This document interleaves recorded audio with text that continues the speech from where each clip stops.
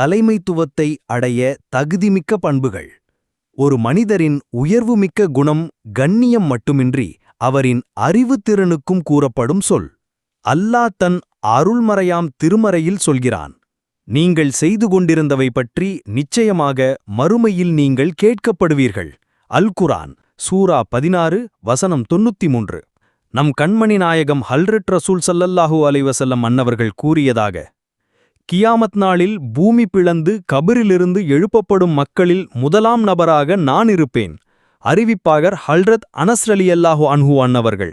ஆதாரம் நூல் அஹ்மத் 144ஆம் ஹதீசு. பெருமானார் நபிகள் நாயகம் ஹல்ரட் ரசூல் ஸல்லல்லாஹு அலைஹி வஸல்லம் அன்னவர்கள் ஹல்ரத் அபூபக்கர் மற்றும் ஹல்ரத் உமர் ரலியல்லாஹு அன்ஹுமா இவர்கள் இருவரை குறித்து கூறும்போது, இவ்விருவரும் சுவர்க்கத்தில் முன் சென்ற மற்றும் பின்வர இருக்கின்ற மக்களில் நபிமார்கள் தூதுவர்களை தவிர்த்து 30 வயது வரையுள்ள ஆண்களுக்கு தலைவராக இருப்பார்கள் என்று கூறினார்கள்.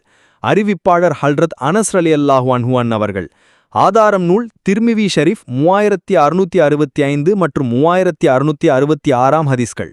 நல்லோர்களது நற்சொற்கள். தலைவர் என்பவர் சகிப்புத்தன்மையும் இரையச்சமும் கொண்டவராவார்.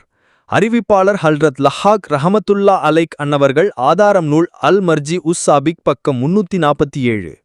பொறுமையும் சகிப்புத்தன்மையும் உடைய இப்பண்பாளர் ஒரு கூட்டத்தின் தலைவராயிருப்பார்.